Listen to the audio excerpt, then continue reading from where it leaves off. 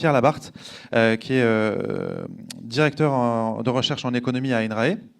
Et tu vas nous dire, voir les usages du numérique vus par les sciences sociales, enjeux, résultats, agenda de recherche.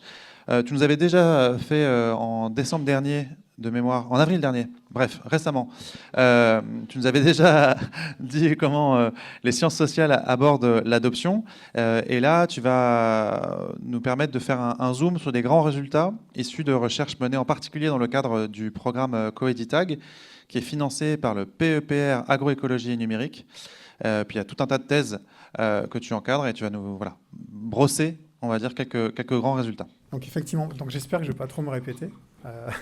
Je m'excuse pour les personnes qui étaient à Toulouse il y a quelques jours, parce que pour le coup, je vais me répéter par rapport à une présentation que j'ai faite dans le cadre du PEPR sur la réduction des pesticides. Effectivement, l'objectif, c'est de présenter quelques résultats en sciences sociales qui, je pense, seront assez complémentaires de ce que Léo a présenté, parce que justement là, on va partir des usages des agriculteurs et de ce qu'on produit un certain nombre de thèses et de post-doctorats.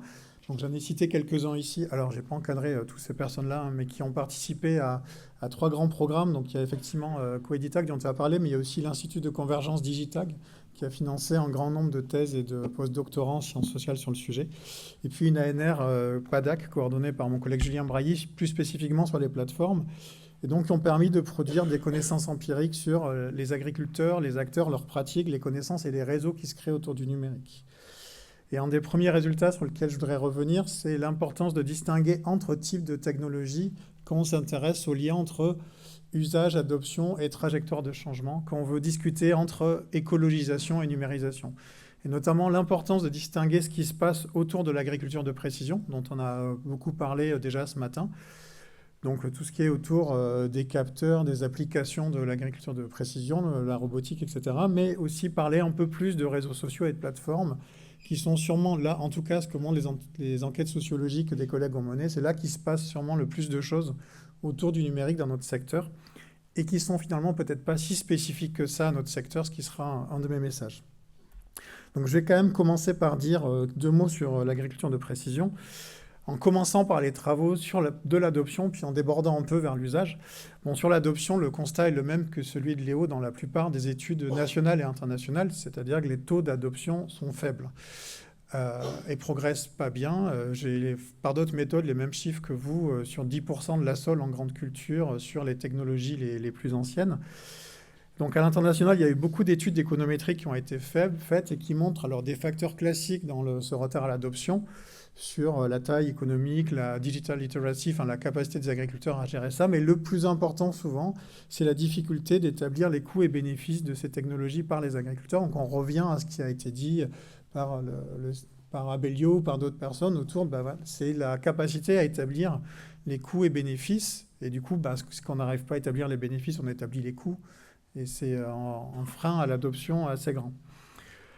Alors, quand on s'intéresse aux usages, ce qui est important, c'est 2 choses. C'est que malgré tout, ceux qui utilisent, on se rend compte de 2 choses. Le premier, c'est qu'en fait, souvent, ils n'utilisent pas après une évaluation très poussée des coûts et bénéfices.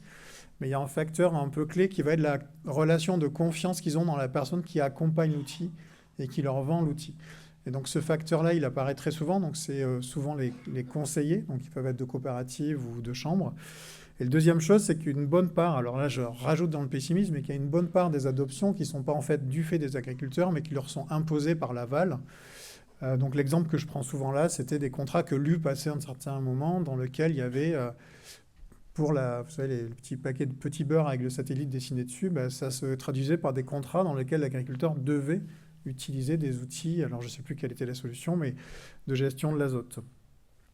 Une autre chose que nous apprend les enquêtes, c'est des bricolages.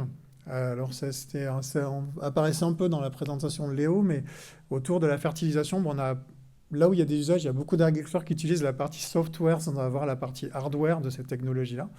Et du coup, ils font à la main, ils découpent leurs parcelles. Il y a des choses beaucoup plus intéressantes où ils s'en servent pour faire de l'agronomie. Donc il y a des conseillers qui se servent des cartes pour remettre les agriculteurs dans des champs, refaire des tours de plaine. Et puis après, il y a du bricolage, alors, c'est-à-dire là où on va mettre les mains dans les paramètres du logiciel avec des choses qui sont des fois pas toujours très écologique, ça sert beaucoup à déplafonner les doses en jouant par exemple sur le rendement espéré de ces logiciels, qui est une variable qu'on peut choisir et qui peut permettre assez facilement de déplafonner. Donc voilà ce que nous apprend un petit peu les usages. Après, ce qu'on regarde dans ce qui drive néanmoins l'utilisation, donc ça renvoie à ce que tu disais, est-ce qu'il n'y a quand même pas des changements dans les modèles d'exploitation agricole qui poussent? Quand même si. C'est-à-dire que nous, on voit quand même que ces outils, l'agriculture de précision, alors sans surprise quand on regarde à l'international, quand on en parle à nos collègues australiens ou américains, quand on leur parle d'agriculture de précision et d'environnement, ils sont un peu surpris parce que pour eux, ce n'est pas du tout l'objectif. L'objectif, c'est clairement d'accompagner une industrialisation plus grande du secteur. Mais ce qui est important, c'est vraiment lié à ce que tu disais, ce n'est pas une industrialisation, c'est juste en étant plus grand, mais c'est des organisations différentes de la production et souvent plus complexes, avec des cascades d'opérateurs, à la fois en interne et en externe. Donc en interne, ça va être tout ce qui est sous-traitance de la production, augmentation du salariat, développement de nouveaux profils de métiers, des chefs de culture, des tractoristes qui apparaissent et qui font que pour le dirigeant de ces organisations, l'utilisation d'outils qui standardisent les pratiques, c'est une facilitation de suivi du travail, d'encadrement du travail et de garantie. Et puis ça permet de communiquer à l'extérieur, effectivement, avec tous les acteurs publics autour des aides, mais surtout privés autour des cahiers des charges, ça permet une traçabilité. Donc je prends souvent des exemples, il y en a que je ne développerai pas, c'est tout ce qu'il y a autour de la sous-traitance. Dans pas mal d'enquêtes qu'on a faites, notamment dans les thèses d'Éléonore Schnebelin ou de Noémie Bechtet, quand on faisait les thèses, on se rend compte que l'agriculteur nous dit, je m'en sers sur 300 hectares, en fait, je m'en sers sur 1200 hectares parce que j'ai une entreprise de travaux agricoles, où en fait, on se rend compte que le gars, il fait de l'agriculture de A à Z chez ses clients et il se sert de tous ces outils pour standardiser.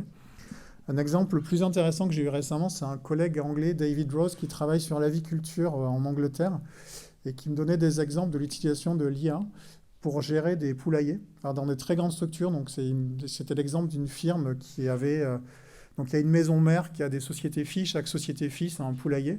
Et pour gérer ça, ils utilisent un logiciel d'IA qui en gros permet de prédire comment nourrir et gérer le bâtiment d'élevage en fonction de paramètres de suivi, mais alimenté par une IA qui s'appuie apparemment sur des connaissances vétérinaires. Donc ça crée un certain conflit avec des conseillers locaux qui ont eu l'impression de se faire aspirer leurs connaissances, qui ont nourri ces modèles-là. Un troisième résultat sur les usages, c'est l'émergence d'un acteur qui a été mentionné, je pense par toi ou par Léo, je ne sais plus, qui sont les concessionnaires. Alors pour être honnête, en sciences sociales, c'est des gens qu'on ne regardait pas du tout. Pendant très longtemps, toutes les études... Alors déjà, les études sur le matériel agricole en général, en économie, en sociologie, il n'y en a pas beaucoup. Ce n'était pas un domaine dans lequel il y avait énormément d'investissements, y compris dans mon institut en sciences sociales. Et alors le rôle des concessionnaires là-dedans, on ne le regardait pas trop. Alors ils sont réapparus quand on a fait des enquêtes agriculteurs, on leur demandait qui sont vos conseillers sur ces domaines-là. Ils disent les concessionnaires. On allait voir les concessionnaires, ils disaient non, nous on ne fait pas de conseils. Donc on se disait là on a un petit désajustement qui est en train de s'opérer. Déjà on avait vu dans l'élevage, il y a la thèse de Théo Martin qui montrait que la distribution des robots s'explique aussi par la distance aux concessionnaires, qui renvoie à des enjeux de maintenance, mais pas que. C'est aussi la proximité d'un conseil qui se jouait. Mais du coup, ça ouvre plein de questions, c'est-à-dire se fait conseiller, pas conseiller, amène des questions à la fois pour nous en termes de recherche, mais je pense pour le secteur en général, et puis pour les concessionnaires eux-mêmes, on voit qu'ils sont certains dans des réflexions sur est-ce qu'ils doivent monter en compétences et comment sur l'accompagnement technique, et puis est-ce qu'ils doivent développer des activités de service autres que la vente et la maintenance de matériel, mais qui seraient des activités de service, dans un secteur où la propension à payer reste relativement faible. C'est intéressant parce que les questions qui se posent à la distribution agricole, entre guillemets classique, celle à laquelle on pense coopérative et négoce, se retrouvent de la même façon chez ces concessionnaires. Exactement. Un peu ralenti par la loi sur la séparation vente-conseil peut-être, mais effectivement on trouve un peu la même chose. Dans le cas des concessionnaires, avec la question de la reprise en main, entre guillemets, de certaines firmes sur ces réseaux de distribution, avec des logiques d'intégration plus ou moins fortes qu'on observe sur le territoire français. Et donc il y en a les travaux de notre collègue Léa Sénégas, qui était en postdoc dans le projet, qui a travaillé spécifiquement là-dessus. Alors pour dire quand même quelque chose de positif, parce que j'ai l'impression que d'être un peu un rouleau compresseur et dire les économistes et les sociologues viennent toujours pour donner les mauvaises nouvelles, même si quand même globalement, on ne peut pas vous dire que sur l'agriculture de précision, on a beaucoup de choses très positives à dire. Quand même, il y a un domaine dans lequel il s'est passé des choses. Donc dans les travaux qu'on a menés au début des années 2020, il y avait quand même un certain nombre d'exploitations de grandes dimensions en grande culture dans le sud-ouest, là où on a fait le plus d'enquêtes, qui se convertissaient à l'agriculture biologique et pour lesquelles, très clairement, l'utilisation d'un certain nombre de technologies de précision avait été une condition nécessaire à la conversion à l'agriculture biologique. Donc, je vous ai mis quelques verbatims issus de la thèse d'Éléonore Schnebelin, mais notamment autour du guidage, du RTK, de certains semoirs en couvert, etc. Ça a été une condition nécessaire. Et ce qui était intéressant, c'est que ça ne s'est pas arrêté à la technologie. C'est que dans certains cas, ces technologies ont décloisonné le dialogue entre agriculteurs biologiques et agriculteurs conventionnels qui étaient relativement dans des chapelles différentes et qui, autour de cette technologie, des fois avec le soutien de conseillers de coopératives ou de GI2E qui ont joué un rôle à ce moment-là, il y a eu une forme de décloisonnement assez bienvenue entre ces deux communautés. On a pu observer ça dans le dossier sur le désherbage mécanique de précision de l'Observatoire des usages. On avait exactement les mêmes retours. J'avais lu, c'était effectivement très convergent avec ce que vous aviez en croisant des perspectives différentes, donc c'est intéressant. S'il me reste quelques minutes, je vais dire deux mots sur les autres technologies, donc qui sont les technologies plus génériques de réseaux sociaux et de plateformes, où là, il nous semble qu'il se passe des choses, par contre, assez fondamentales dans la façon dont les agriculteurs apprennent et échangent, qui sont aussi à prendre en compte, peut-être pour l'autre volet plus hardware du numérique. Alors, le premier, c'est qu'on a fait un certain nombre d'enquêtes, notamment mes collègues Victor Potier et Cédric Calvignac, sur l'usage des réseaux sociaux par les agriculteurs. Alors, en fait, oui, on a constaté qu'il y a une première génération qui a disparu, c'est tous les réseaux, les forums et réseaux spécifiques qui avaient été créés pour les agriculteurs. Donc, cette génération-là a disparu, mais elle a peut-être joué un certain rôle dans l'acculturation des agriculteurs à l'usage des réseaux sociaux. Et dans les enquêtes qu'ils ont faites, alors on a fait des enquêtes auprès d'utilisateurs. On n'a pas fait quelque chose qui cherchait à être représentatif de la diversité des usages, mais aller voir des utilisateurs plutôt intensifs de ces technologies, comment ils s'y prenaient réellement.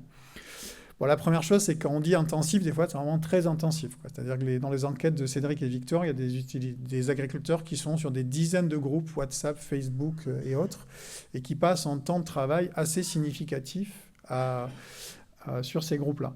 La deuxième chose, c'est que par rapport à l'image qu'on en avait, donc une partie de ces enquêtes, c'était sur des réseaux, de travail où on cherchait à comprendre les réseaux de sociabilisation des agriculteurs. Et on s'est rendu compte que ce n'était pas une utilisation de réseaux sociaux juste pour rester connecté à des communautés, mais qu'il y avait des échanges techniques vraiment approfondis et même plus que ce à quoi on s'attendait sur ces réseaux-là. Et qu'il y avait des nouvelles façons d'apprendre qui étaient sûrement en train de se dessiner. Donc là, il y a d'autres collègues, notamment ergonomes, qui travaillent sur ce sujet.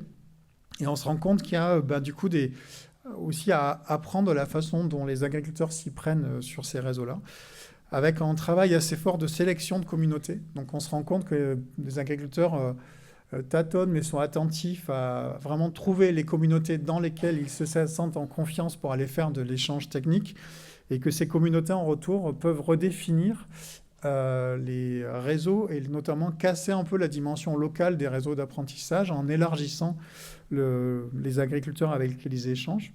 Le deuxième point, c'est qu'il y a des débats très importants sur la contextualisation des connaissances. C'est-à-dire que les échanges n'arrêtent pas juste à « tu devrais faire ça, ça marche chez moi », mais à des échanges de photos, de vidéos, à des débats assez riches sur certains forums sur le pourquoi ça marche là ou pas.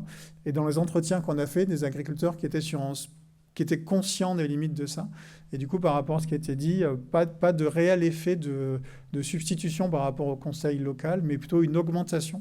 Mais par contre, qui va sûrement beaucoup changer, qui a déjà et qui va continuer à changer les conditions d'exercice de l'activité des conseillers. Deux choses enfin, c'est que les agriculteurs, ils sont comme nous, ils passent aussi beaucoup de temps à scroller bêtement, à faire défiler. Alors, c'est pas que du TikTok, c'est du machinisme, c'est du Le Bon Coin, c'est du agré à faire. Mais certains agriculteurs nous disaient, passer parfois jusqu'à 1 heure par jour à faire défiler du matériel, voilà. Et on se rend compte que c'est aussi des moments où ils apprennent d'autres choses, où ils se tiennent au courant d'un marché, de potentialités, de techniques. Et puis, il y a une dernière partie que tu as un peu évoquée. Il y a une thèse qui a été soutenue cette semaine sur les agri-youtubeurs, la thèse de Louis Régnier, qui était évoquée, je pense, aussi dans l'introduction de Bruno et Christian, qui se développe avec quelques cas célèbres d'agri-youtubeurs qui ont des communautés très élargies. Mais ce qui est intéressant aussi et que regardent les collègues, c'est ce qui est fait de ce qu'ils font et qui peuvent générer là aussi de l'apprentissage. Ce n'est pas juste vis ma vie et je me mets en scène, mais il peut y avoir des cas d'apprentissage. Pour finir, je vais aller un peu vite parce que là, c'est des travaux plutôt émergents sur lesquels on travaille en ce moment. Donc, il y a notamment Eléa Gaulier qui est là, qui travaille sur les plateformes d'emploi en agriculture, et une autre thèse, celle de Nadège Redia, sur les plateformes de financement. Donc, ce qui est le rôle de la plateformisation de notre économie et la façon dont elle impacte le secteur agricole. On se rend compte que dans tous les domaines où il va être important de repenser l'accès aux moyens de production, au capital, au travail, aux équipements, les plateformes ont investi ce secteur.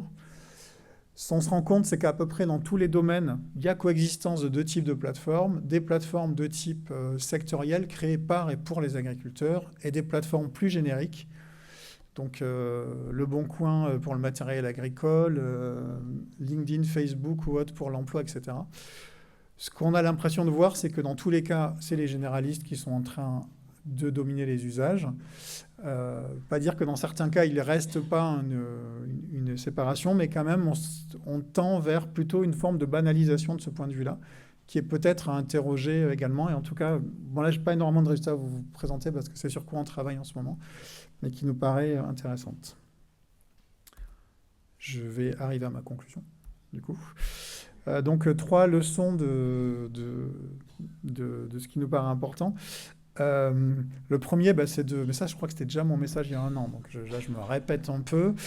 C'est de ne pas s'arrêter à des questions d'adoption, mais de vraiment aller jusqu'à des questions sur l'usage et d'oublier peut-être des questions, moi, un terme qui me hérisse un petit peu, qui est l'acceptabilité.